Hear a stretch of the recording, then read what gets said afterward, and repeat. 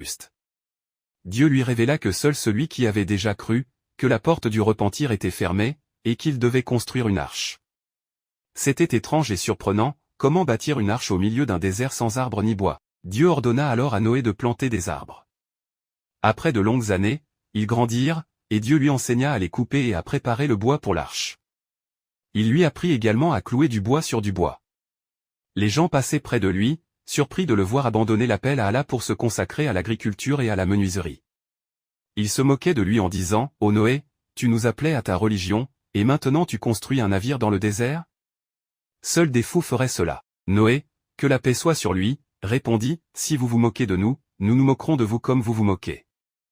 Bientôt, vous saurez qui sera atteint par un châtiment avilissant et qui goûtera un châtiment éternel. » Pendant des années, les gens se demandaient avec étonnement, pourquoi cet homme construit-il un navire au milieu des montagnes arides, sans mer ni rivière? Alors Dieu révéla à Noé, « Ô Noé, voici le signe.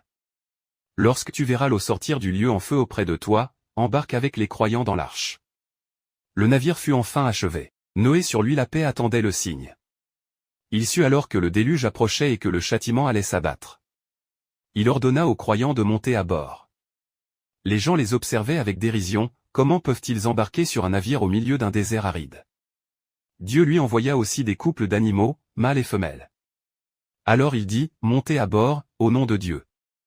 Et Dieu révéla, lorsque notre ordre viendra et que la source jaillira, charge d'eux de chaque espèce et prends avec toi et ta famille, sauf ceux contre qui la sentence a déjà été prononcée. Lorsque Noé sur lui la paix monta à bord du navire, il loua Dieu et invoqua son Seigneur, disant, je suis vraiment vaincu, alors viens à mon secours. Noé nous invoqua, et nous sommes les meilleurs à répondre aux prières.